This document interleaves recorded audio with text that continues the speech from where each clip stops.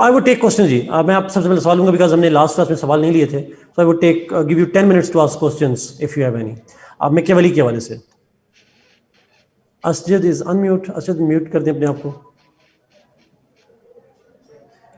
अच्छा,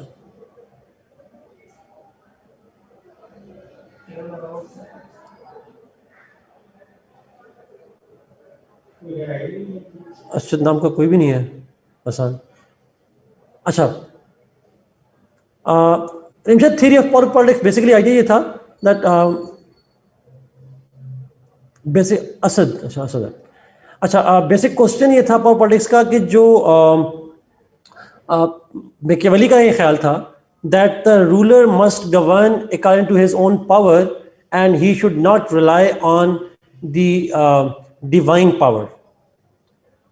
is the ruler, the prince, must govern based on his own power, his own influence, his own rationality, his own tactics, his own deception, his own bravery, but not rely on the source of the Pope. कि pope कहे कि बादशाह के पास खुदा की power है, खुदा ने इसको चूज किया है, उस पर रिलाई करने के बजाय ही must have his own power. ये बेसिक कॉन्सेप्ट है थ्योरी ऑफ पावर पॉलिटिक्स का। और उसी के लिए वो अपनी पावर कैसे इस्तेमाल करेगा, कभी डिसेप्शन से, कभी फियर से, और वो जो सारी चीजें हमने बताई हैं टेक्टिक्स एंड ऑल दैट, उस तरह से वो कर रहा होगा। That's the basic idea. Abdurrahman, what I teach is enough. My idea is enough, but you need to read on the same idea from the book.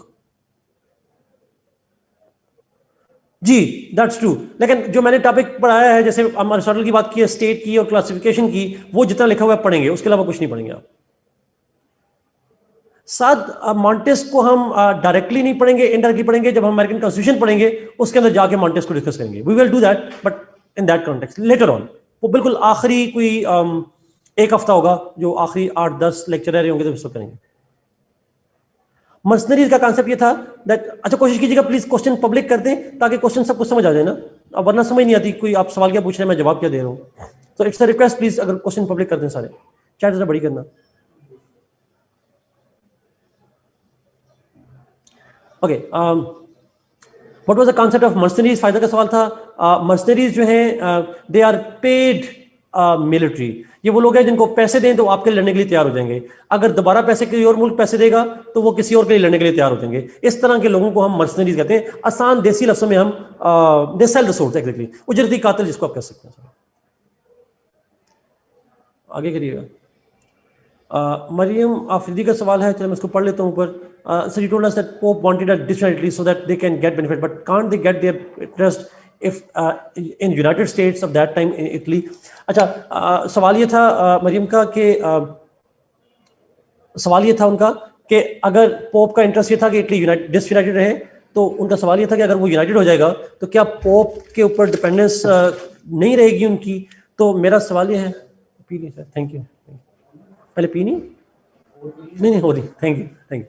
अच्छा, उसमें इशू ये था कि अगर स्टेट्स डिवाइडेड होती हैं तो वीक होती हैं, और वीक को असिस्टेंस चाहिए होती है, हेल्प चाहिए होती है from somebody because he is weak. But if you are 6 states and you are all together, you are united. United का मतलब है आपकी मिलिट्री बढ़ जाएगी, आपकी इकोनॉमी बढ़ जाएगी, आपकी पॉपुलेशन बढ़ जाएगी, your strength will increase. If you are already strong enough, why would you need God's help? That's the idea. तो उसका ख्याल था कि पोप समझते हैं कि आप डिवाइडेड रहेंगे तो आप वीक रहेंगे, अगर आप वीक रहेंगे तो आपको फिर किसी की हेल्प चाहिए who could give help to you against your enemy, and that help comes from divine. At least Pope यही समझते हैं। लेकिन अगर वो इकट्ठे हो जाएंगे फिर वो ऑलरेडी पावरफुल होंगे, they won't need some other power. That's true Harim, true. जरा चैट ऊपर कीजिएगा।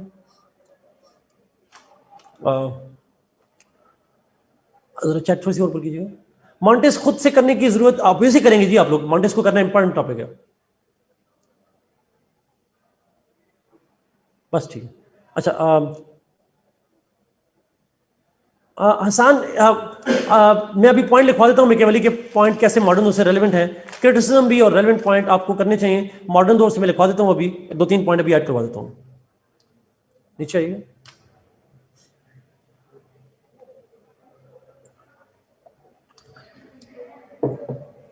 Which book do you recommend? Yours or Jude Harman's? Rai Mustafa, if you want to have the basic understanding and you are having a difficulty in understanding the advanced language and expression, then go for my book. But if you can understand a good, excellent expression, go for Jude Harman's book.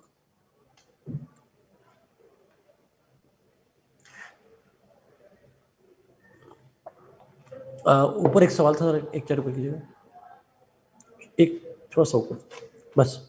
Is it correct to call Machiavelli citizen of all states and country of all ages? Sir, how to handle this question? अब ऐसे basically इसका सवाल का मकसद ये है कि Machiavelli की थ्योरी है वो लिखनी है और उसकी थ्योरी कैसे कंटेम्परेरी टाइम्स में वैलिड है, ये बेसिकली पॉइंट है. आसान लफ्ज़ों में इसका सवाल का मतलब ये है कि how Machiavelli's theory is relevant all the times, हमेशा के लिए रेलेवेंट है. अब नीचे चले जाए लास्ट में. Okay. All political thinkers from Plato to Aristotle to the Middle Ages had concerned itself with the central question of the end of the state and had considered state power as a means to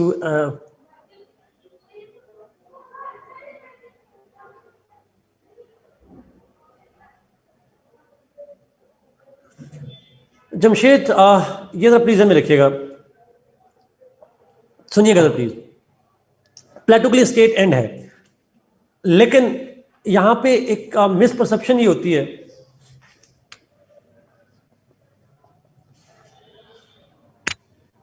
state क्या चीज है? State is basically, ये सुनिएगा please, it's the community of people. लोग मिलकर state बनाते हैं. अच्छा, ग्रीक्स के जमाने में प्लेटो, अरिस्टोटल, उससे पहले सोक्रेटिस, थुसिडिडीज, जितने भी लोग थे, for them state is the best community that they have. When I say best community, it means अगर आप एक इंडिविजुअल हैं और अगर आप चाहते हैं कि आप अपनी लाइफ में प्रोग्रेस करें, then you don't know how to do it. You don't know. You are individual. You can't survive on your own. What you need to do is, you as an individual need to submerge yourself with the state. If you are part of a political community state where there are other individuals too, then you can take advantage of it. You can do good to yourself. आप एक individual की worth देखना चाहते हैं तो वो state में नजर आएगी. State is the perfect institution and it's such a perfect institution that can help you grow in many ways. So जरा सुनिएगा प्लीज शमशेद, आखिरी जुमला. ग्रीक्स के नजदीक individual can serve himself if he is part of the state. State can do better to him, he cannot do better to himself. लेकिन यहां पे मसला ये है, प्लेटो जब बात करता है तो वो स्टेट के इंटरेस्ट में इतना खो जाता है कि वो इंडिविजुअल्स को सेक्रीफाइसेस करवाता है. He makes individuals do sacrifices. For example, he says, बच्चा पैदा हो, मार दो अगर डिसेबल हो. वो कहता है, you can't have property, you can't have a family because state requires you. अच्छा, वो कर तो स्टेट के लिए रहा है, बट स्टेट क्यों जरूरी है? इंडिविजुअल के लिए स्टेट इतनी जरूरी है कि वो स्टेट की हद तक कुछ भी करेगा. क्यों जरूरी है इंडिविजुअल के लिए स्टेट? बिकॉज इंडिविजुअल की अपनी डेवलपमेंट भी डिपेंड कर रही होती है स्टेट के ऊपर. लेकिन अरिस्टोटल भी स्टेट को एज अ मीन समझ के इंडिविजुअल के बेनिफिट की बात करता है, बट वो इंडिविजुअल को भी कहता है, मैंने आपको शुरू में लिखवाया था अरिस्टोटल के बारे में भी, he says that man is a social being, he can not survive alone. अकेला रह नहीं सकता. The best community through which he can serve himself is state. State के जरिए से अपने आप को बेटर सर्व कर सकता है, किसी और चीज से सर्व अपने आप को नहीं कर सकता. He can't serve himself, he can serve himself through state. लेकिन वो स्टेट के लिए, स्टेट इंपॉर्टेंट है बट स्टेट के लिए कुर्बानियां नहीं करवाता इंडिविजुअल से. That's the difference between the two. For both of them, state is the central authority, it is the highest community, but that highest community is something for which individuals should sacrifice everything according to Plato, but for Aristotle he should not. That's the difference between the two. Machiavelli की sense की बात की जाए, Machiavelli was different. Why? Because for Machiavelli individual progress does not matter at all. Individual matter ही नहीं करता. Individuals are cheap, stupid, brutal, violent. They're bad guys simply. इसलिए state ने individual के इंटरेस्ट लिए काम ही नहीं करना. लेकिन प्लेटो और अरिस्टोटल दोनों के नजदीक state will have to, state automatically काम करती है इंडिविजुअल के इंटरेस्ट के लिए, लेकिन यहां पे मैकियावेली के यहां स्टेट का कोई पॉजिटिव कंट्रीब्यूशन नहीं है. That's the difference between. I hope you get the sense of it.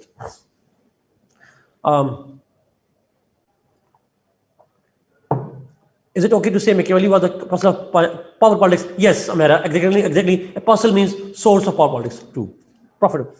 David Bachan and Paul Kelly की बुक है From Socrates to Present. Sajid, yes it is. आप किसी भी किताब से करेंगे, मैंने पॉलिटिकल साइंस में एक किताब से करेंगे, that's better जी. कोई एक किताब आप चूज कर सकते हैं. It's up to you, whatever you choose. लेकिन मल्टीवर्स नहीं करें. Yes, we can call it a high integration too. High integrity. Which book would you recommend? Yours or Jude Harman's? Rai Mustafa, मैंने पहले भी जवाब दिया था.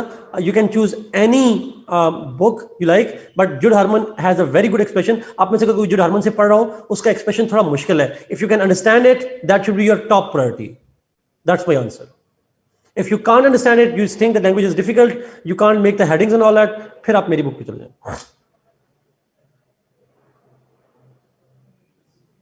True, Miriam, true. ओके, इसकी थ्योरी की बात की जाए, मैकियावेली की relevance with the modern times.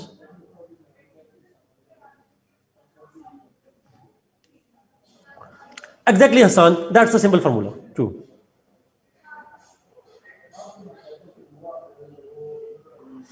जी, इसमें हमारा सारी थ्योरी लिखेंगे. You will write all the theory of it. Apostle of power politics में पावर पॉलिटिक्स है, POWER, पावर पॉलिटिक्स, सारा कुछ लिखेंगे. अच्छा, रेलेवेंस. लेकिन मैं जरूर ये चाहूंगा कि जी आप एक दफा जुड हार्मन की बुक को देख के उसमें से एक टॉपिक पढ़ के देख लें. Do give it a try, because the expression that you find it, that's unmatchable. आप ये भी कर सकते हैं, वहां से आइडिया समझ लें, अच्छे एक्सप्रेशन ले लें और मेरी किताब से हेडिंग देख लें. आप ये भी कर सकते हैं. अगर आप खुद से वहां हेडिंग बना सकते हैं, फिर मेरी किताब की जरूरत नहीं है आपको. So that's kind of thing. Relevance की बात करेंगे, बट कोशिश कीजिएगा ज्यादा सोर्सेज से ना पढ़िएगा please. The more you read, the bad it is for you in political science. जितना एक सोर्स से पढ़ेंगे, जितने कम सोर्सेज से पढ़ेंगे उतना, ये नहीं कि कम पढ़ें, सोर्स जितना कम रखेंगे, एक या रखेंगे या मैक्सिमम 2 पे चले जाएंगे तो आपके लिए बेटर होगा. Relevance. Machiavelli is considered to be in Judd Harmon there are many headings.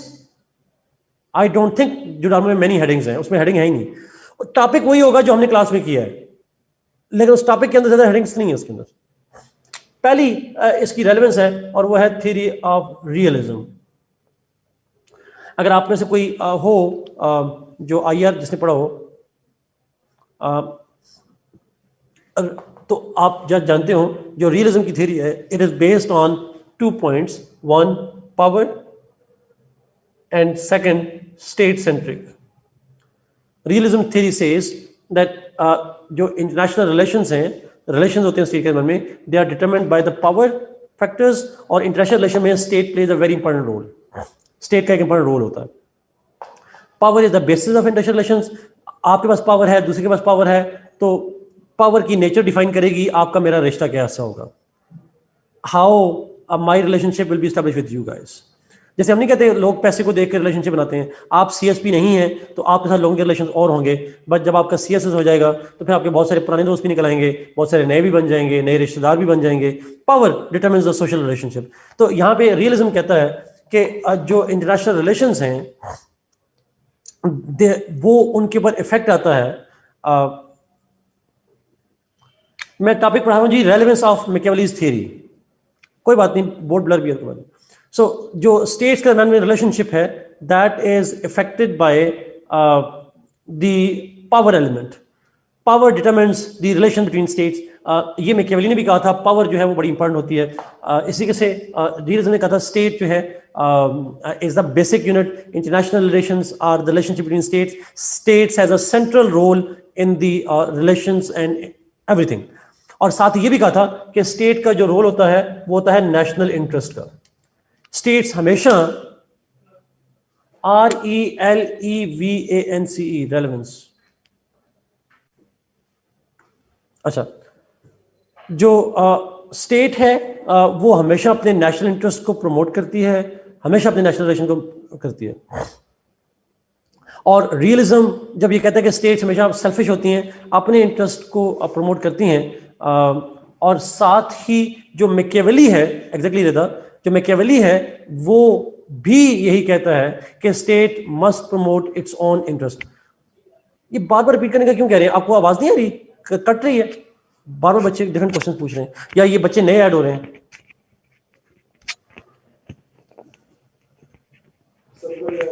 मुझे लगता है वो नए नए बच्चे ऐड हो रहे हैं, इस वजह से बार बार पूछ रहे हैं। अच्छा अच्छा, इस वजह से पूछा। हम मैकियावेली की रेलेवेंस करें जी, मैकियावेली की थ्योरी की रेलेवेंस कर रहे हैं, और उसमें हमने कहा कि मैकियावेली की थ्योरी की पहली रेलेवेंस मॉडर्न टाइम में ये है कि एक थ्योरी होती है मॉडर्न दौर में आईआर की, और वो थ्योरी है रियलिज्म की। और वो जो थ्योरी है रियलिज्म की, वो थ्योरी कहती है कि स्टेट्स के दरमियान में रिलेशंस पावर डिटरमिन करती है, पावर की बुनियाद पे स्टेट रिलेशनशिप डिटरमिन कर रहे होते हैं। अच्छा, फिर दूसरी चीज वो रियलिज्म थ्योरी कहती है कि जो स्टेट है वो एक बेसिक एलिमेंट है। International relations are the relation between states, जहां इंडिविजुअल्स का और बाकी लोगों का कोई रोल नहीं होता। और तीसरी चीज रियलिज्म ये कहता है कि जो स्टेट्स हैं they promote their own selfish interest, वो अपने इंटरेस्ट को प्रमोट कर रहे होते हैं, सेल्फिश इंटरेस्ट को स्टेट प्रमोट करती हैं, they don't care about the others. Now Machiavelli भी यही कहता है कि पावर इज एवरीथिंग, वो भी कहता है state is the basic unit, और वो भी यही कहता है that state promote the national interest. State selfish होती हैं, जिस तरह इंडिविजुअल सेल्फिश हैं, स्टेट भी सेल्फिश होती हैं। इंडिविजुअल अपने इंटरेस्ट के लिए काम करता है, स्टेट भी अपने इंटरेस्ट के लिए काम करती हैं, they don't care about who is a friend and foe. अगर आपको एग्जाम्पल देखनी हो तो उसकी थ्योरी में हमने पढ़ा था कि अगर नेबरहुड में वार हो रही हो तो किसका साथ देना चाहिए?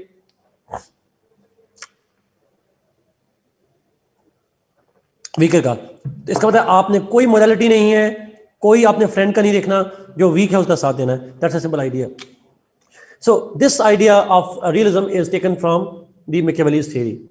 फिर उसका कॉन्सेप्ट है जी सेकुलरिज्म का। Machiavelli is the pioneer of the theory of secularism. वो सेकुलरिज्म की बात करता है, और ये जो सेकुलरिज्म की बात करता है ये भी मॉडर्न दौर में जो स्टेट्स हैं, most of the states are secular in nature, and secularism is promoted world wide. Almost global नाम बन चुकी है that states are mostly secular in nature. Secular क्यों है? States make policies on the basis of their interest, not on the basis of religion. That's the idea that is followed by most of those states in the world. फिर एक और point आप उसके अंदर add करेंगे, और वो point होगा बैलेंस ऑफ पावर का।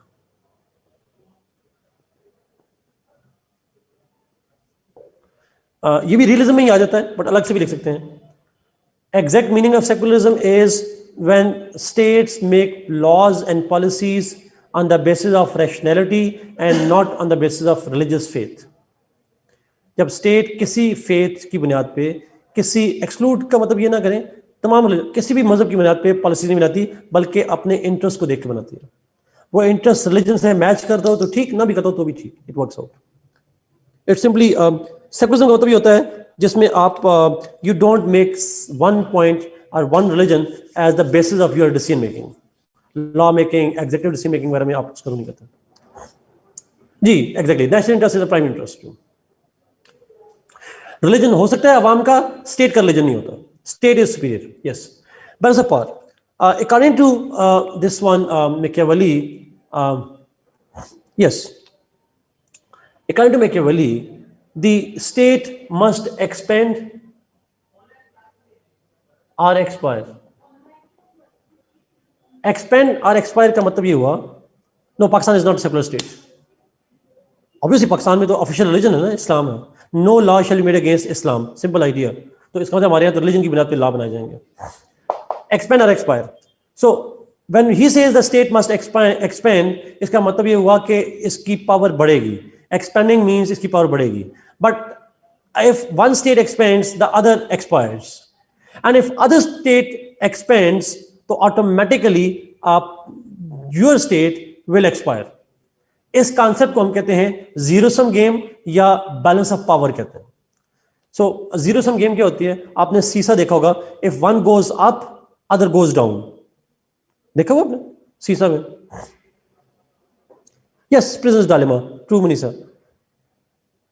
So if one goes up, the other goes down. That's the idea. So somehow एक स्टेट एक्सपेंड करेगी तो दूसरी एक्सपायर करेगी, अगर वो एक्सपेंड करेगी तो you will expire. That's called the balance of power game.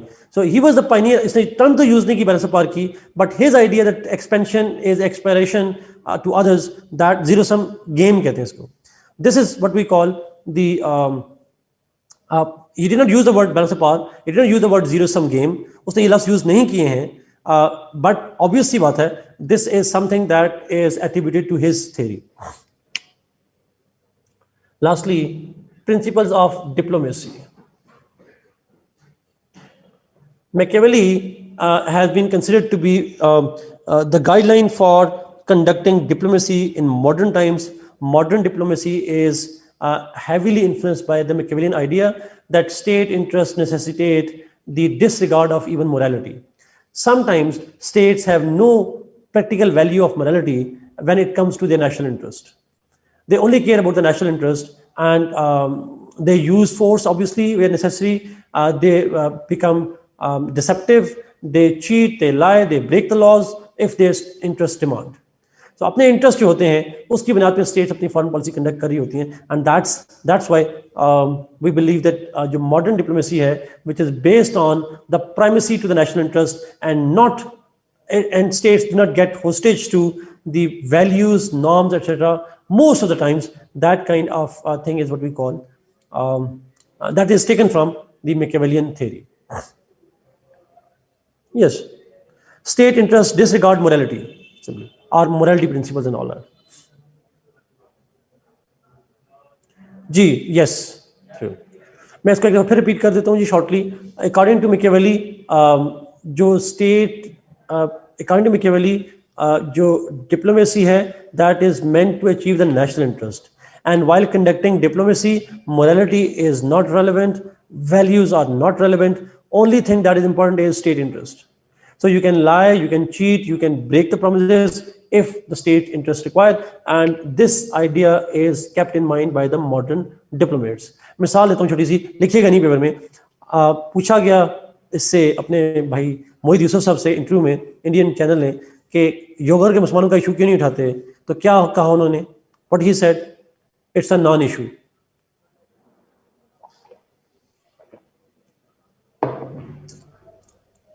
Last you गया, there is no such issue, ये इशू है ही नहीं. Was he actually telling the truth?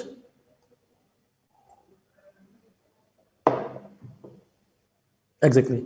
That's how pure diplomatic answer, and that's what needs to be done. Exactly. एक आखिरी चीज और भी लिख लें जी, patriotic army.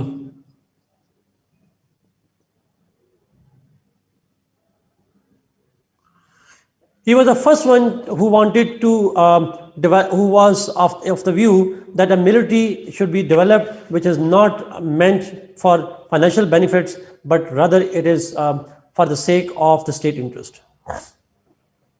सो पेट्रियाटिक आर्मी हो, पेड आर्मी ना हो, एक ऐसी आर्मी ना हो कि जो कि लस्टफुल हो.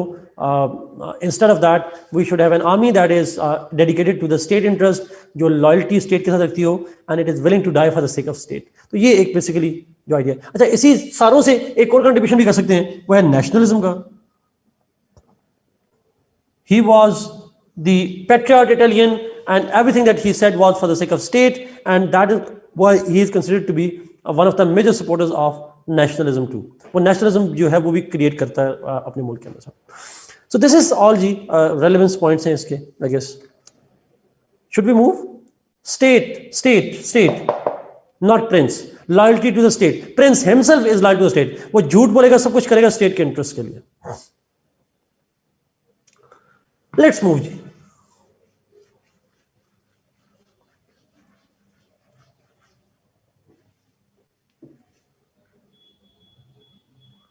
Thank you for sharing a very good quote, ji. Never attempt to win by force what can be won by deception. Niccolo Machiavelli. Thank you. देखिए, आप पूछते हैं क्वेश्चन कैसा है. क्वेश्चन हमेशा मैं शुरू से बताता हूँ आपको. टॉपिक शुरू करने से पहले मैं आपको क्वेश्चन बता देता हूँ कि किस तरह से आएगा. अगर कोई मुझे बताए मैंने मैकियावेली पे क्या कहा था, मैं कहा था उसमें सवाल मोस्ट लाइकली आ सकता है, और वो है उसकी थ्योरी ऑफ पावर पॉलिटिक्स पे.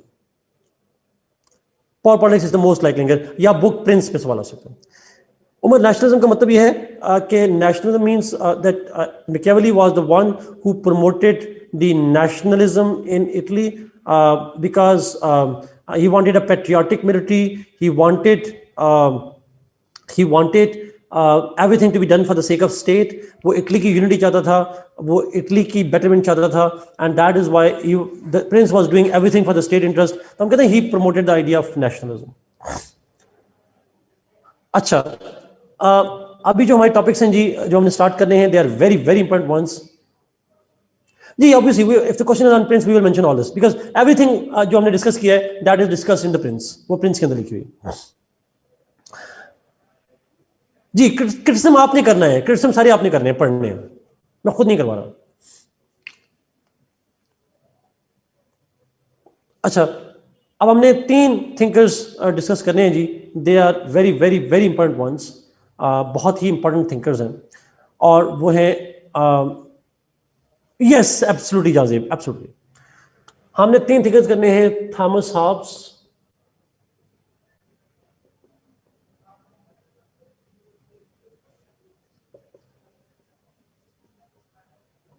John Locke, Jean Jacques Rousseau. Thomas Hobbes, John Locke, Rousseau. Date of birth और डेथ मैं लिखवा देता हूँ यहाँ पे, आप ऐसे वेरीफाई कर लीजिएगा प्लीज. हॉब्स की है 1588 से 1679, लॉक की है 1632 से 1704, और रूसो की है 1712 से 1778. नहीं, not all in one lecture जी, नोबल मैंने ये नहीं कहा. I don't mean that. I wish we could but we can't do that. अच्छा, इस पे ना सवाल किस तरह से आता है, मैंने इकट्ठा क्यों कहता है, जो ऊपर लिख दिया फायदा नहीं. इसलिए मैं यहाँ पे लिख रहा हूँ बिकॉज इन पे सवाल कंपैरिजन में आता है. The question comes on comparison.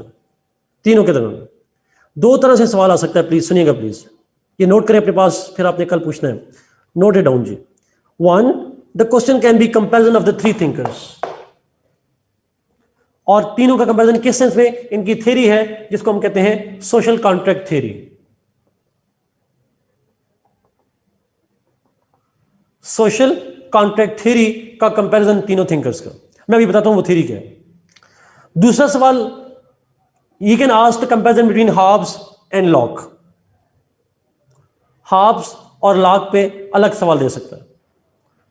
तीसरा, वो रूसो पे अलग सवाल भी दे सकता है. He can give a separate question on Rousseau. और रूसो पे अलग अगर सवाल आया तो मोस्ट लाइकली क्वेश्चन आएगा उसकी जनरल विल पे. वो जनरल विल पे आएगा, और जनरल विल रिलेट करती है सोशल कॉन्ट्रैक्ट से, वो मैं रिलेट करूंगा वहां पे जाकर. सो 3 तरह से सवाल. पहला सवाल तीनों का कंपैरिजन. दूसरा सवाल हॉब्स लॉक का कंपैरिजन. तीसरा सवाल रूसो की जनरल विल की theory. Is it clear?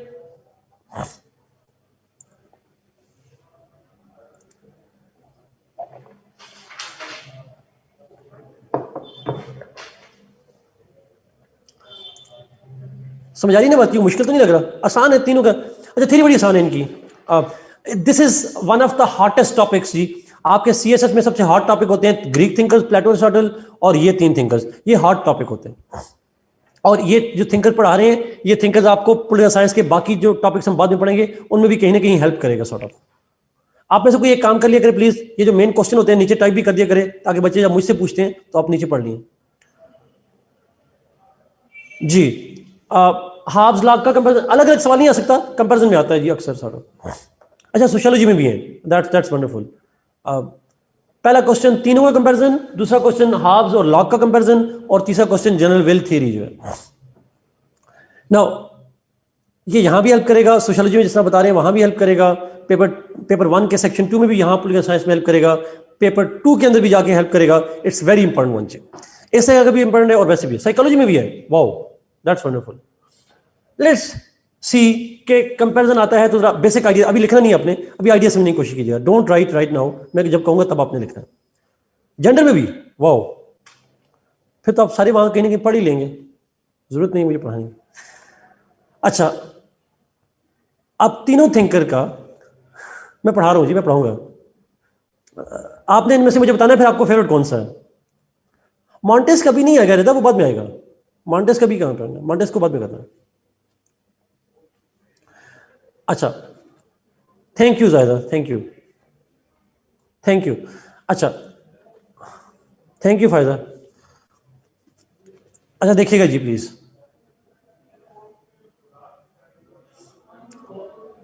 All three thinkers, अब आपने सुनना है प्लीज, कोई नहीं लिखना, आपने टाइप भी नहीं करना, लिखना भी नहीं है। सुनिएगा, तीनों थिंकर्स ने एक थ्योरी पे काम किया जिसको हम कहते हैं सोशल कॉन्ट्रैक्ट थ्योरी। इकट्ठे काम नहीं किया, इनकी डेट ऑफ बर्थ और डेथ देखें, ये डेट्स लाजमी वेरीफाई कीजिएगा, मैं श्योर नहीं होता इन डेट्स के ऊपर। तो अलग अलग टाइम पे तीनों ने किया है, अलग अलग जगह पे थे, अलग अलग टाइम पे थे तीनों ने, लेकिन थ्योरी एक ही थी। ओके, ठीक हो गया इस पर। आप तीनों की थ्योरी एक ही थी और वो थी सोशल कॉन्ट्रैक्ट थ्योरी। अच्छा मुझे बताइए सोशल से क्या मतलब होता है? आज ही सुबह पढ़ा सोशल। यस, इंटरेक्शन, सोसाइटी से रिलेट करता है, ह्यूमन इंटरेक्शंस की बात होती है, सॉर्ट ऑफ, दैट्स ट्रू। अच्छा, लोगों से related, it's about people, it's about people. Society means people. Contract क्या होता है? एग्रीमेंट। कॉन्ट्रैक्ट मीन्स एग्रीमेंट, ऐसा ही है। Contract, agreement, that's what you call it. Social contract का मतलब क्या होगा? Agreement of the people, agreement of the society, ऐसा ही है। लोगों के दरमियान में ट्रूस, एग्रीमेंट, जो भी लोगों के दरमियान में होगा उसको कहते हैं social contract. Agreement among the people is called social contract. अच्छा, ये तीनों थिंकर्स ये कहते हैं, ऑल थ्री थिंकर्स से, तीनों की थ्योरी है सोशल कॉन्ट्रैक्ट की, all three gave the social contract theory, और तीनों का कॉमन व्यू ये है, कॉमन व्यू ये है कि the state was created after a contract took place among people. आसान तरीन लफ्जों में मैं जो बता रहा हूं आपको, तीनों थिंकर ये कहते हैं स्टेट क्रिएट की गई, स्टेट बनाई गई after people made a contract. अच्छा, इसका मतलब वो कहना चाह रहे हैं खुदा ने नहीं बनाई, डिवाइन नहीं है, फोर्स नहीं है, एवॉल्व नहीं हुई, बल्कि ये खुद ब खुद नहीं बन गई, इसको बनाया गया। और बनाया कैसे गया? लोगों ने बनाया। किस तरीके से बनाया? कॉन्ट्रैक्ट किया, socially constructed, exactly, it's socially agreed product. लोगों ने एग्रीमेंट किया और वो प्रोडक्ट बन गई, that's how it was created. Is it clear? ये बात समझ आ रही? लोग कॉन्ट्रैक्ट ना करते तो स्टेट ना बनती, बेसिक सा आइडिया सॉर्ट ऑफ, इसमें कोई लॉजिक नहीं है, कोई साइंस नहीं है बेसिकली। अच्छा, अब अगर तीनों एक ही बात कर रहे हैं तो डिफरेंस क्या है? अगर तीनों कह रहे हैं कि state was created by the society, तो डिफरेंस कहां पे है? तो डिफरेंस आता है, मेन जो डिफरेंस है वो ये है कि टाइम का नहीं। तीनों थिंकर कहते हैं कि स्टेट जो बनी, कॉन्ट्रैक्ट जो किया, कॉन्ट्रैक्ट क्यों किया भाई? Why people have to have a contract? Hobbes explains different reasons, Locke explains different reasons, Rousseau explains different reasons. They explain different reasons why state came into being, why they had to तीनों के नजदीक needs different थी लोगों की, there are different needs। तीनों के नजदीक basis of contract were different, cause of the contract was different। Half के नजदीक लोगों को कुछ और मसला था, लॉक के नजदीक कुछ और था, रूसो के नजदीक कुछ और मसला था। दूसरा डिफरेंस था कि कॉन्ट्रैक्ट के अंदर बताया क्या गया, what was the terms and conditions of the contract. Agreement होता है तो कुछ बार्गेन होती है, गिव एंड टेक होता है, टर्म्स एंड कंडीशंस होती हैं। कौन सी टर्म्स एंड कंडीशंस थी जिसके तहत ये एग्रीमेंट किया गया? This is what we call the social contract theory. No, Aristotle was different. अभी हम इसको पढ़ते हैं, फिर हम उसके ऊपर आएंगे। तो कॉन्ट्रैक्ट क्यों किया, कॉन्ट्रैक्ट में था क्या, इस पे तीनों की अपनी अपनी एक्सप्लेनेशन है, लेकिन कॉन्ट्रैक्ट के नतीजे में स्टेट बनी, they all agreed. Is it clear?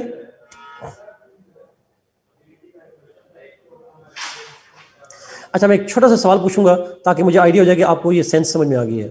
क्या ये social contract theory Was it about the functions of state, or it was about the origin of state? ये किसके बारे में?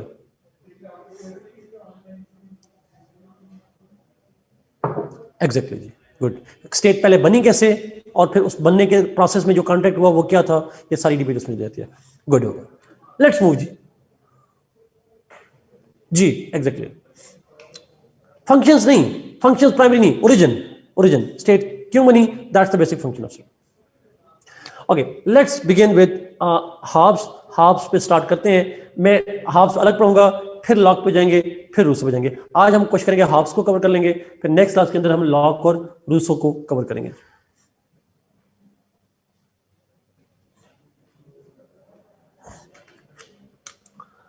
हम कहां से शुरू करेंगे? What will we start with?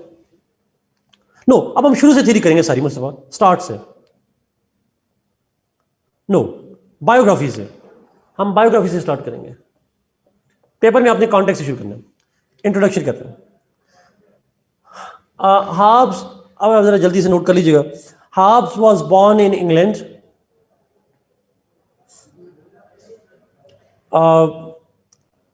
at a time when there was anarchy in England. He was born in England at a time when there was anarchy. Anarchy क्या होती है? This anarchy was created by the fear of. This anarchy was created by the fear of.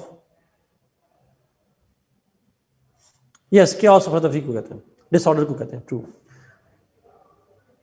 This anarchy was created by the fear of civil war. Amir Hamza, I don't agree with that, but still, created by the fear of civil war and the fear of Spanish invasion. The fear of Spanish invasion.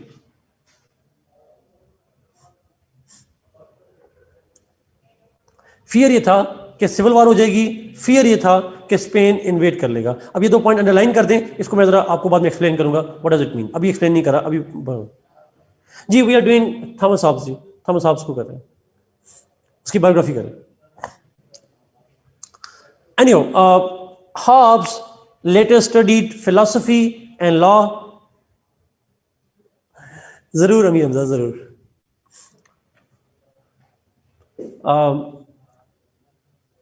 He studied philosophy and law from Oxford.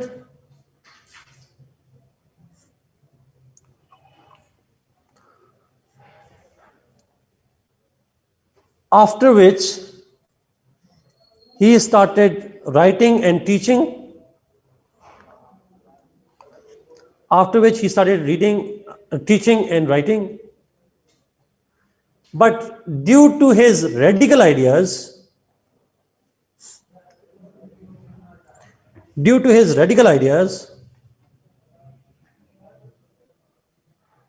he left England for Paris.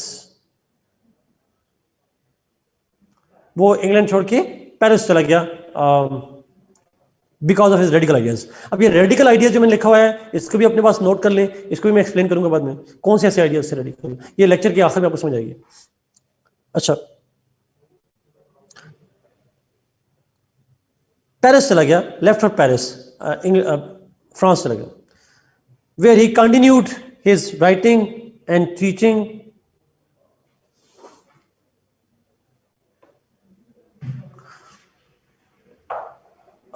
He was allowed to return. So उसका by and large जो profession था वो teaching था और writing था. He used to publish articles, magazines, etc.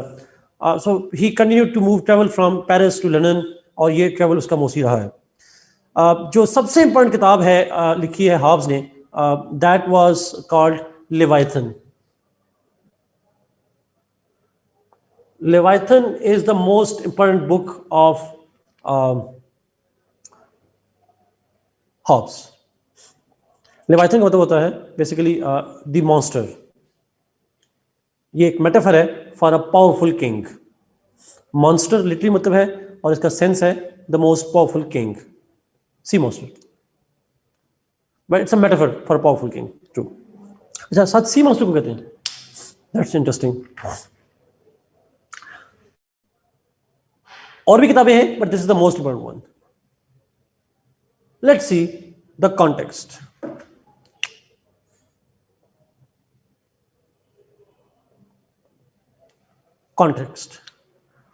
Context, okay, एक ही बात है, पावरफुल किंग और रूलर एक ही बात है शायद। कॉन्टेक्स्ट चलते हैं, why he give the theory, अब जो उसका कॉन्टेक्स्ट है थ्योरी का है, सोशल कॉन्ट्रैक्ट थ्योरी का। सोशल कॉन्ट्रैक्ट थ्योरी क्यों दी उसने, कॉन्टेक्स्ट क्या है, जरा अंडरस्टैंड कीजिएगा please.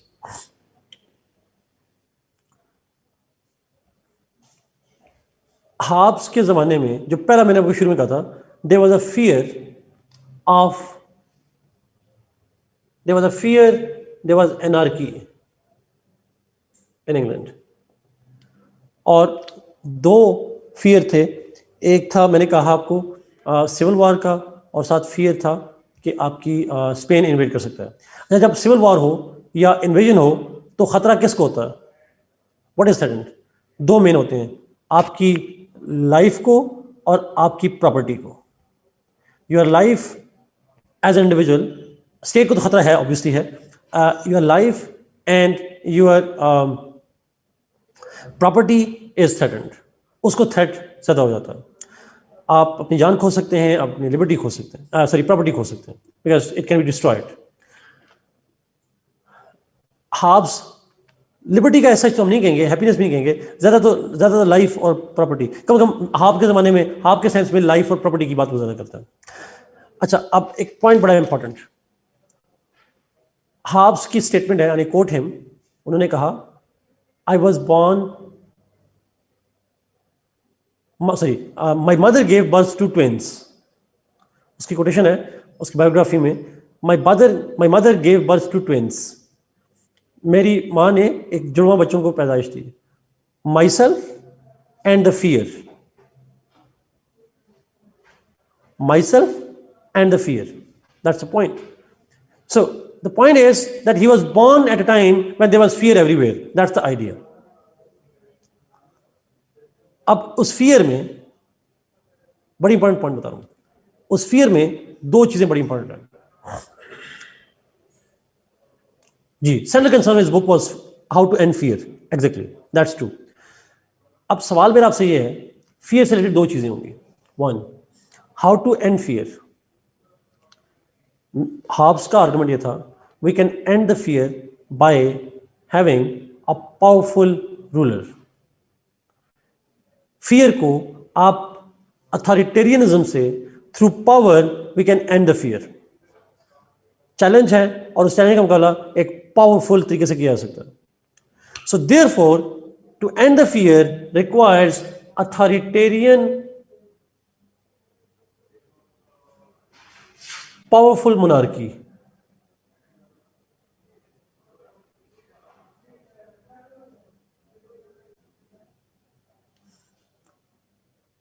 monarchy, but powerful authoritarian monarchy is needed. A powerful king, a powerful ruler is needed to end the fear, because only he can do it. ये हम socially भी यही देखते हैं, जहां एनार्की ज्यादा हो, एक बंदा ऊंचा बोलता है, सारे चुप कर जाते हैं। That's the idea, that somebody who can dictate can end the chaos and the fear. To end the chaos and fear, you need somebody that is most powerful. That's how it ends. ये एक basic idea होता है, ये एक perception है, उसका भी यही ख्याल था। लेकिन सवाल ये था कि फियर जो हमने जिक्र किया, ये जो फियर का जिक्र किया, उसको खत्म करने के लिए एक स्ट्रांग पावरफुल मोनार्क चाहिए, एक रूलर चाहिए। तो इंग्लैंड में उस वक्त रूल कर कौन रहा था, what was happening in England? तो इंग्लैंड के अंदर उस वक्त थी बादशाहत, the king, but king's authority was being challenged by the parliament.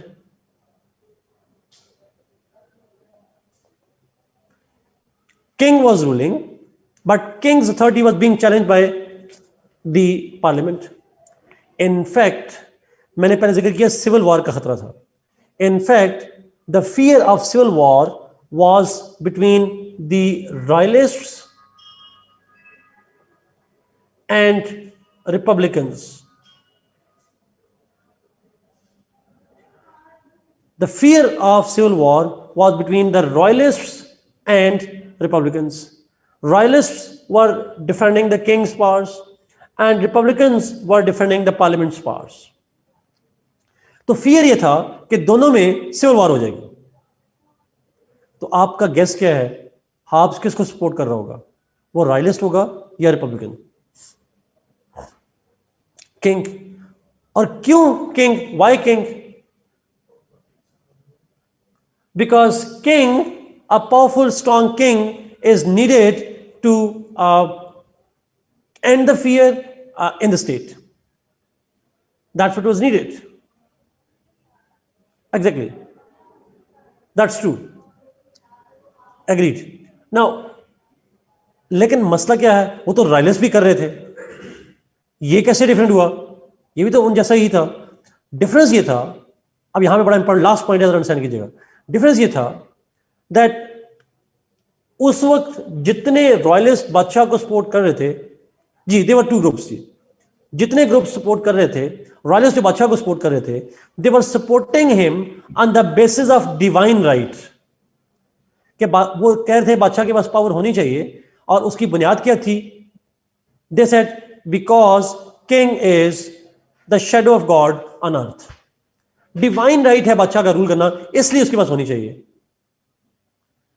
Hobbes was also wanting the king, but he was a person, he was grown to be an enlightened person, a person who believed in modernity, who believed in science, who believed in rationality, wisdom, and who believed in enlightenment. If you are an enlightened person, you believe in wisdom and you believe in human rationality, will you have the same argument कि बादशाह के पास power इसलिए होनी चाहिए क्योंकि खुदा ने कहा है? Obviously not. So, in simplest of words, Hobbes, in order to justify the powers of the king, he have to give a theory. He have to produce a theory. And what is the theory that he produced? Social contract theory. So Hobbes, why he wrote the social contract theory? Why he gave the social contract theory? He gave this theory to justify the powers of the king in England. I'm not so sure जी England में उसका rule queen का था या किसका था, मुझे exact नहीं पता. क्वीन एलिजाबेथ थी, जो भी थे. But his function was, his theory was meant to justify the powers of the king. Is it clear?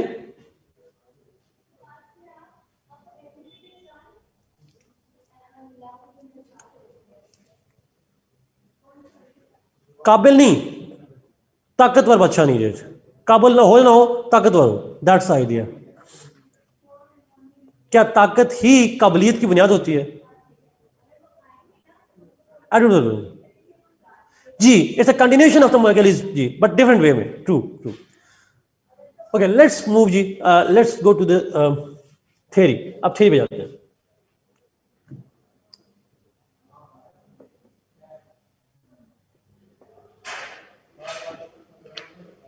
No फायदा बिल्कुल भी नहीं. देखिए, मैंने पहले कहा, हाब्स ने तो, रॉयलिस्ट कह रहे थे कि बादशाह के पास डिवाइन राइट है. हाब्स तो मान ही नहीं रहा था. हाब्स तो कहता कि नहीं, बादशाह के पास डिवाइन राइट नहीं है. He was a man of enlightenment. और वो तो कह रहा था कि बादशाह के पास डिवाइन राइट नहीं, बल्कि सोशल कॉन्ट्रैक्ट के जरिए से बादशाह को इख्तियार दिया गया. Let me discuss the theory, और फिर आपको दोबारा इस पॉइंट पे, इसको कॉन्टेक्स्ट से फिर रिलेट करूंगा मैं जाके आखिर में जी. उसने शैडो ऑफ गॉड की थ्योरी को, डिवाइन राइट की थ्योरी को रिजेक्ट किया था basically. That's the point. Theory. अब यहां पे जरा प्लीज अंडरस्टैंड कीजिएगा, मैं हाफ पे थोड़ा स्लो जा रहा हूं क्योंकि बिकॉज लॉक वाला एग्जैक्टली आसान हो जाएगा मेरे लिए करना. हाफ पे थोड़ा टाइम लगेगा. लॉक 25-30 मिनट में मैंने खत्म करना है. Exactly Umar, absolutely. अब इससे स्टार्ट करते हैं. Hobbes himself was the same one. Hobbes begins his theory of social contract by explaining human nature.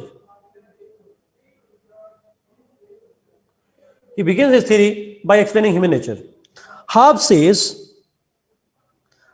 says, ji Thomas halves ही पढ़ रहे हैं ना.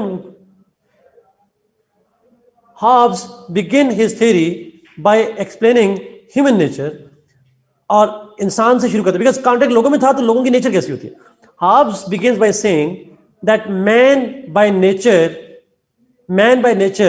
is selfish, violent, brutal. He is lustful, and he has the lust for power, and he has the lust for glory. जो भी negative word आता है सारे इंसानों के बारे में सवाल करते हैं. Man by nature is bad, nasty, barbarian, brutal, violent, greedy, selfish, सारी बुराइयां उसके अंदर. He was all bad. In other words, does Hobbes, आपसे पूछ रहा हूं, have an optimist view of human nature, or he has a pessimist view of nature? Not all philosophers are pessimists. आगे बढ़ेंगे.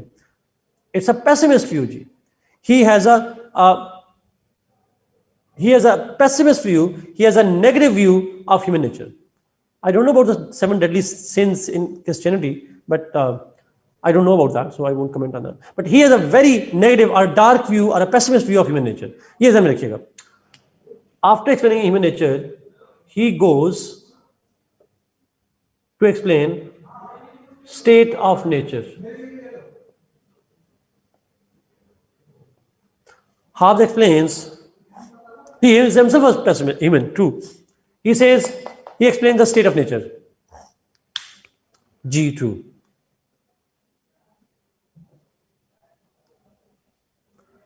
अमीर definitely I will, thank you. अच्छा, state of nature जरा सुनिएगा प्लीज. स्टेट ऑफ नेचर से मतलब क्या है ये प्लीज सुनिएगा. ये बच्चे कॉमन मिस्टेक करते हैं, आसान सा पॉइंट है, इसको मिस कर देते हैं. यहां पे स्टेट से मतलब है कंडीशन. यहां स्टेट से मतलब मुल्क नहीं है, कंट्री नहीं है. यहां पे कंट्री नहीं है. यहां पे स्टेट से मतलब है बेसिकली कंडीशन. जिस तरह हम नहीं कहते दी हालात, एग्जैक्टली हालत का लफ्ज़ यूज करेंगे, हालात नहीं, हालत की लफ्ज़ होती हैं. कंडीशंस क्या थी? स्टेट ऑफ नेचर से मतलब है condition of people, circumstances of the people when they first arrived on this planet. जब दुनिया में इंसान नए नए आए थे तो ये जितने सिनोनिम आपने यूज किए हैं, हालात, circumstances, conditions, exactly they all, सूरत हाल क्या थी, कैसे हालात थे, ये इसको हम कहते हैं state of nature. So somehow the conditions that were there at the time when the people came in this planet, तो हालात कैसे थे? अब जरा गौर से सुनिएगा प्लीज. यू मस्ट अंडरस्टैंड, इस पॉइंट को अंडरस्टैंड कीजिएगा. When we say state of nature और हालात कैसे होंगे, तो उससे पहले उसने इसको हम एक और सेंस में भी लेते हैं. हम कहते हैं when people were new to this world and they did not have any organization, they did not have any community. कोई ऐसा community नहीं थी, state नहीं थी, military नहीं थी, पुलिस नहीं थी, bureaucracy नहीं थी, बिल्कुल नए नए इंसान आए थे. They have just landed, a few of them. तो अगर इंसान ऐसे हो जहां पे selfishness हो, जहां पे violence हो, ब्रुटैलिटी हो, लस्ट हो, वहां के हालात कैसे होंगे? What will be the condition? Will there be peace और there be wars? It was a bad condition. There was chaos, there was violence, there were wars. They, अगर मैं हाब्स के लफ्ज यूज करूं, हाब्स के वर्ड्स हैं. Halves ने कहा it was state of nature, it was like war of all against all. It was like war of all against all. Yani everybody was in a state of war with everybody. So life was brutal, life was nasty, and life was uncertain, and life was short. Short थी. Short मतलब short क्यों थी वैसे life? Why was short?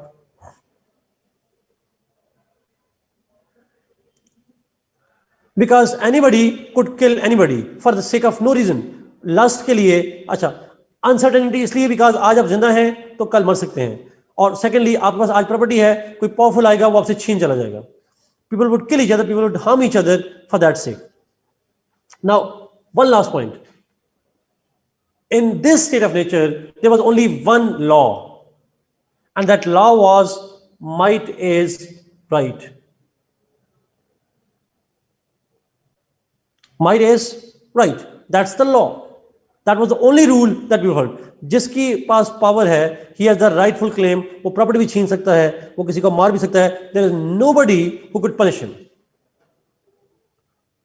That's the basic idea. So this is what was the condition of the people in ancient times जब नए नए तारीख में लोग आए थे. That was the kind of tradition. अगर आप में से किसी ने देखा हो, एक डिफरेंट सीजन्स भी हैं इसके ऊपर सॉर्ट ऑफ उसके ऊपर, तो अगर आप वो डिफरेंट सीजन भी देखें तो आपको नजर आएगा कि उसमें दिखाते हैं कि जब तारीख में नए नए इंसान आते हैं, how they react and act to that. एक विजुअल बेसिस पे एक्सप्लेन कर रहे होते हैं. It was like in anarchic conditions, chaos, Vikings हैं, जो भी आप सीजन देखते हो sort of. So somehow this is again very important one जी, ये स्टेट ऑफ नेचर की बात होती है. Now ये बोर्ड पिक्चर आपको मिल जाएगी. बोर्ड पिक्चर में ले लेता हूँ, नासिर में इसको बोर्ड पिक्चर आपको सेंड करनी है.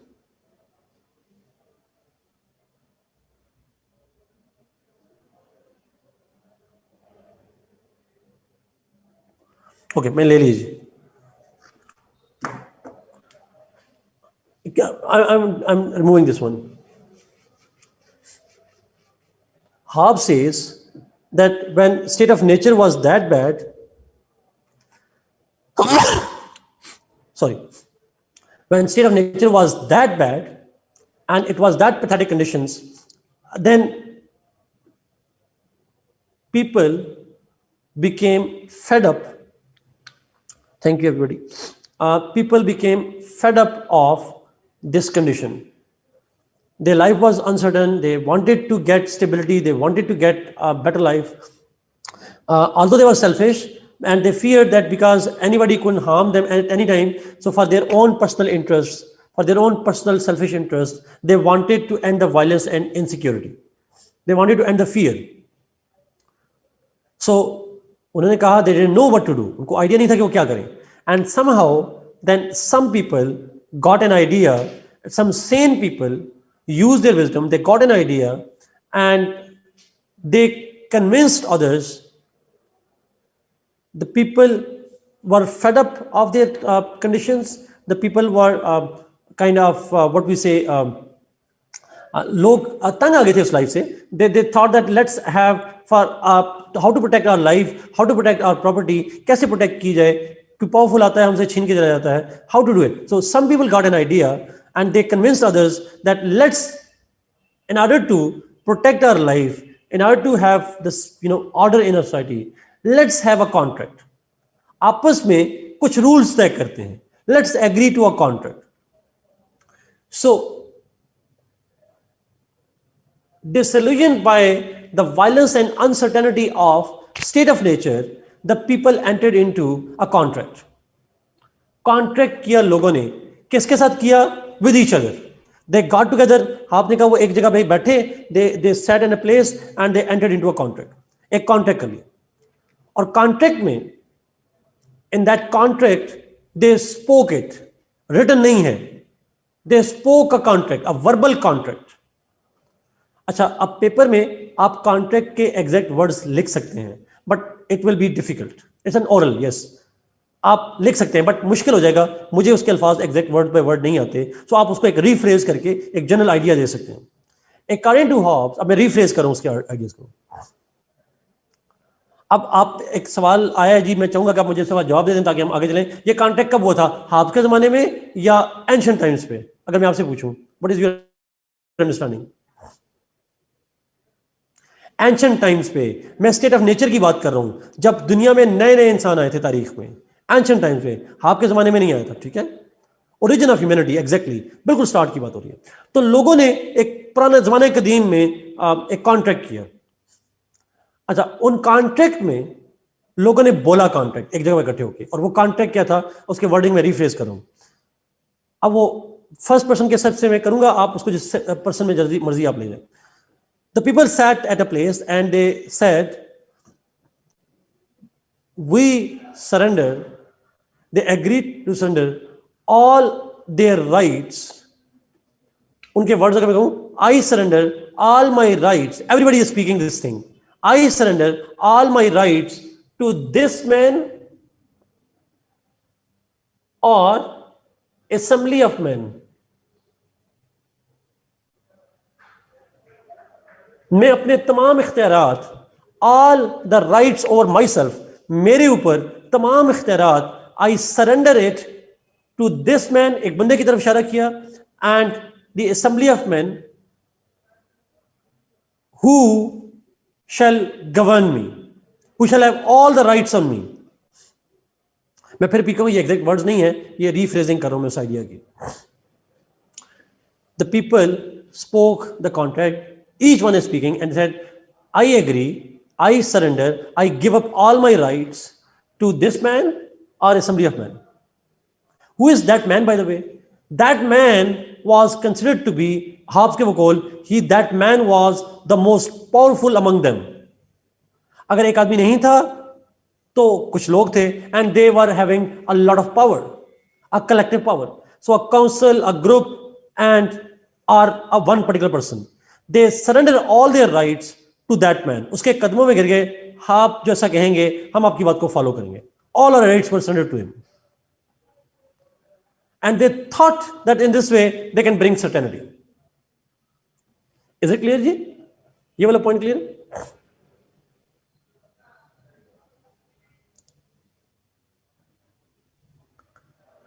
ये इमेजिनेशन कर रहा है, इसको कैसे पता चला? वैसे लाइक ट्राइब जैसे कह लें, ये एज्यूम कर रहा है कैसा हुआ होगा, सॉर्ट ऑफ, ये सब उसकी स्पेकुलेशन है, एजम्पशन है, सॉर्ट ऑफ, दैट्स ट्रू। अच्छा, after the contract was spoken, let's see features of this contract. Features क्या है इस कॉन्ट्रैक्ट के, इस कॉन्ट्रैक्ट का इंपैक्ट क्या निकला, इसकी इंप्लीकेशंस क्या निकली, इसके फीचर्स क्या हैं? दिस कॉन्ट्रैक्ट, ये बड़ा इंपॉर्टेंट है, ये उसकी थ्योरी का कंक्लूजन है सारा। This contract created state। This contract created state। How? Love state है ही नहीं, फिर कैसे बनी?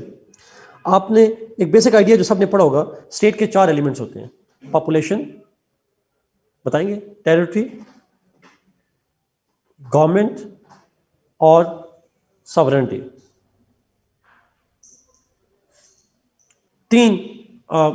4 मेन कॉन्ट्रैक्ट होते हैं, उसको सॉवरेनिटी कहते हैं Amir Hamza. Population, territory, government and sovereignty. Population होनी चाहिए, आबादी होनी चाहिए, टेरिटरी यानी यहां पे रह सकें, गवर्नमेंट यानी गवर्न कर सकें, सॉवरेनिटी। अब सॉवरेनिटी किसे कहते हैं? सॉवरेनिटी मीन्स जिसके पास मुकम्मल इख्तियार हो, the one who has all the powers, that is called sovereignty. जिसके पास इख्तियार होता है उसको सॉवरेन कहते हैं, और उस इख्तियार को हम सॉवरेनिटी कहते हैं। So sovereignty is the total complete authority. It's not integrity, बिल्कुल डिफरेंट चीज है, इंटेग्रिटी बिल्कुल डिफरेंट चीज है। सॉवरेनिटी मीन्स जिसके ऊपर मुकम्मल इख्तियार हो। अच्छा, मैं इसको बड़े आसान लफ्ज़ों में आपको ये बात कहूँ, अब आपके घर में कभी ऐसा नहीं होता दैट कभी कोई फैसला करना हो, एक बंदा ऐसा होता है जिसके पास फाइनल अथॉरिटी होती है, somebody who has the ultimate power, ultimate authority. कोई भी हो सकता है, you know, mother, father, बहन, भाई, दादा, मामा, फूफो, कोई भी हो सकता है, it could be anybody, the one who takes the final decisions, not just the decisions, final decisions। छोटे मोटे डिसीजन तो आप भी कर लेते होंगे, but final authority on major decisions is taken by the sovereign. उसकी मर्जी के बगैर नहीं हो सकता, यूजुअली फादर्स होते हैं। स्टेट के अंदर भी there has to be somebody who takes the final decisions, the major decisions are not taken without its consent. So एक स्टेट में स्टेट बन गई, और क्यों बन गई? बिकॉज इस स्टेट में एक सॉवरेन बन गया। कौन है सॉवरेन? मैं अगले पॉइंट में लिखने लगा हूं। Sovereign, who is sovereign in it? Yes, that man or assembly of men. According to Hobbes, जो उसका कॉन्ट्रैक्ट है, a man, a ruler or a council of rulers, जिसको लोगों ने अपने राइट्स सरेंडर कर दिए, we surrender all our rights to you.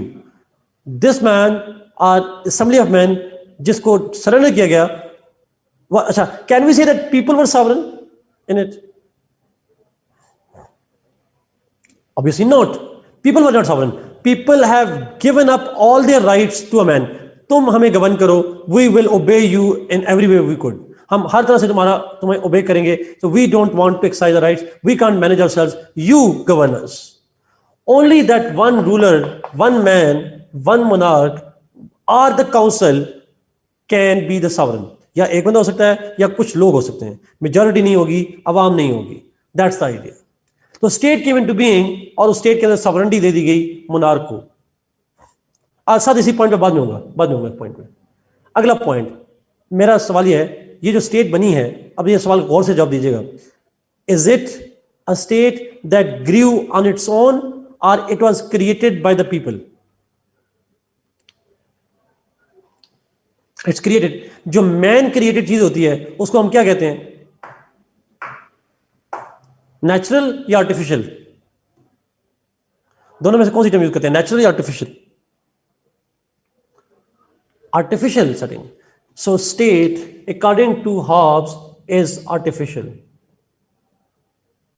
According to this theory, according to this social contract theory, state is artificial, man made है, इंसानों ने बनाई है, अपनी जरूरत के लिए बनाई है.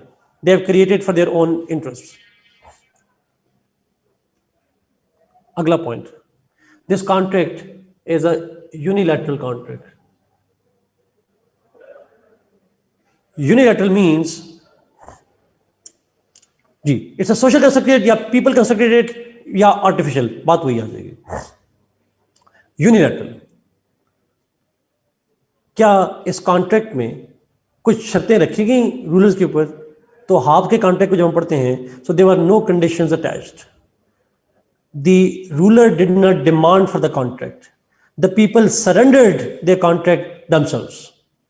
वो एक बंदे के पास गए, उसे कहा कि you should take all the power yourself. We just want to follow you.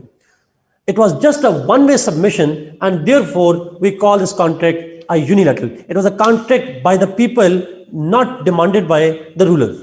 उसने डिमांड नहीं किया था, but you gave it the right.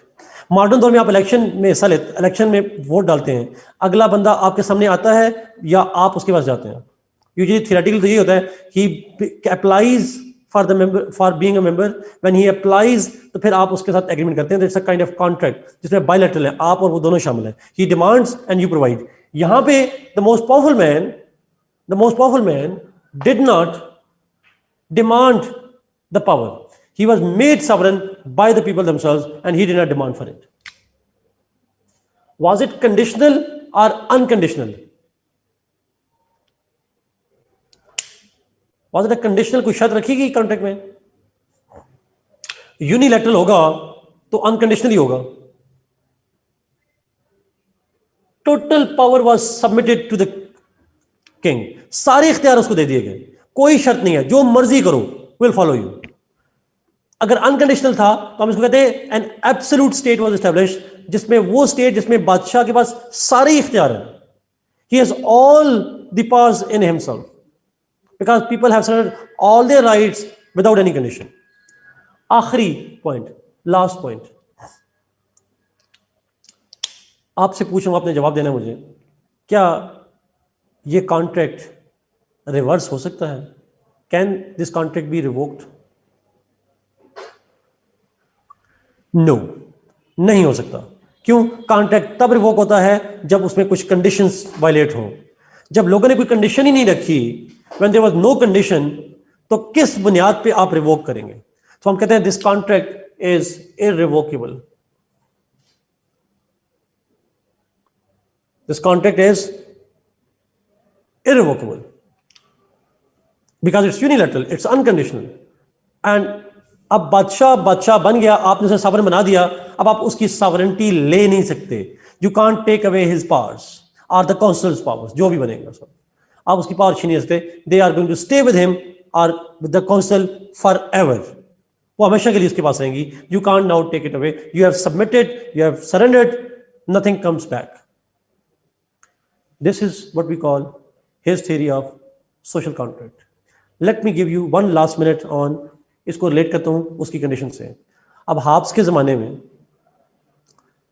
Parliament और बादशाह में कॉन्फ्लिक्ट चल रहा था, किसके पास इख्तियार हो.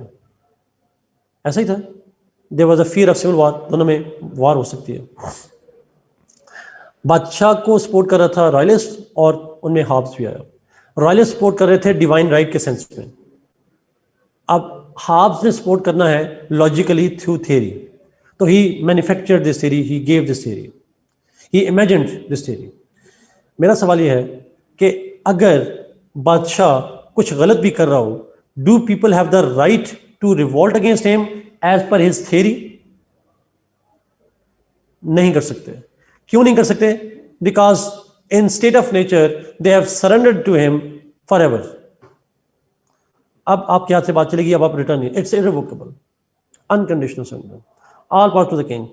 और आखिरी पॉइंट आपसे मेरा ये है, यही पॉइंट है इस पे, कि if all power to the king और आप बादशाह को हटा नहीं सकते, तो इसका मतलब है कि इंग्लैंड में राइट टू रूल मोनार्क का है या पार्लियामेंट का है? मोनार्क का है, किंग का है, and he must have all the powers. But now he is justifying the power of the king, but he is not using religion, he is using the social contract theory to justify the power of the king. This is all from my side जी. 5 minute हैं, आप सवाल पूछ सकते हैं.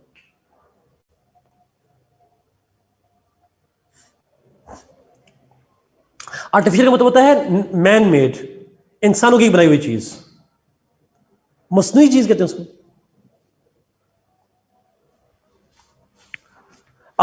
सवाल chat ऊपर कीजिएगा, चैट ऊपर कीजिएगा. नासिर चैट करना.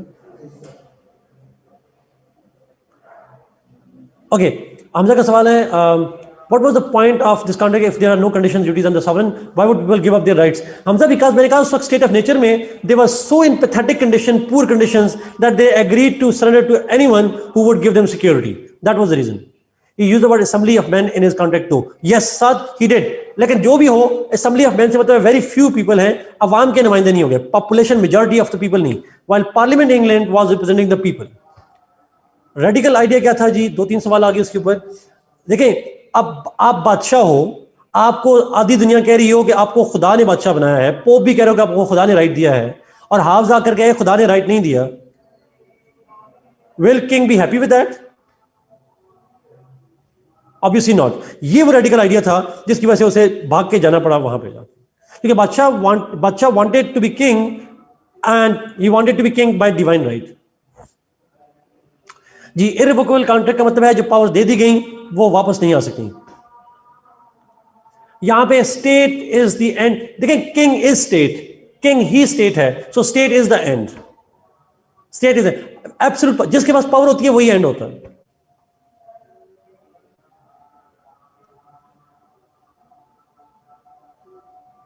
जी Arif, that's true. Yes, absolutely, Kinza agreed. Yes.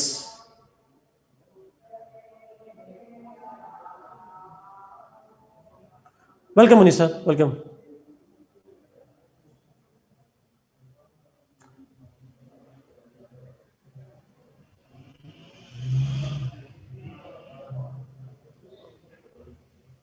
No, the unilateral contract means people have surrendered their rights to the most powerful one, hoping that he will protect their life and he will bring security. But that was not a condition, that was just a hope. Amir Hamza जी, हमारा यही मसला है. वो बच्चा को support भी करता है, लेकिन वो साइंटिफिक बुनियाद पे करना चाह रहा है, वो थ्योरी की बुनियाद पे करना चाह रहा है, डिवाइन की बुनियाद पे नहीं करना चाह रहा. That's his problem. Theory Mariam, कोई भी, ये जितनी थ्योरी आप पढ़ते हैं जी, कोई अप्लाई नहीं होती. इसमें से कुछ पॉइंट्स वैलिड हो जाते हैं, बाकी थ्योरी एज अ होल कभी अप्लाई नहीं होती. Unilateral means this contract was demanded by the people and not by the king. So एक पार्टी डिमांड कर रही थी, दूसरी नहीं कर रही थी, and that's why it's called unilateral. Unconditional का मतलब है people surrendered the rights to the king without asking for any return. उसके बदले में क्या चाहिए? They did not put any condition कि इस वजह से surrender करेंगे, आप हमारा ये काम करोगे, ऐसी कोई शर्त नहीं रखी गई. Sir, we call this a legal sovereignty? Yes, true. Legal sovereignty. The king is the law. King executive भी है, लॉ मेकिंग अथॉरिटी भी रखता है. बादशाह के पास सारी पावर्स है ना, लॉ मेकिंग की भी, लॉ एग्जीक्यूशन की भी, और लॉ इंटरप्रिटेशन की भी. Every authority is with the king, all powerful. Is it clear? मुश्किल. अच्छा, एक छोटा सा मुझे फीडबैक दीजिएगा.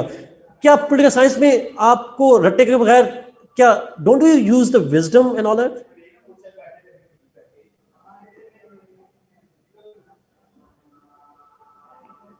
Yes, why not?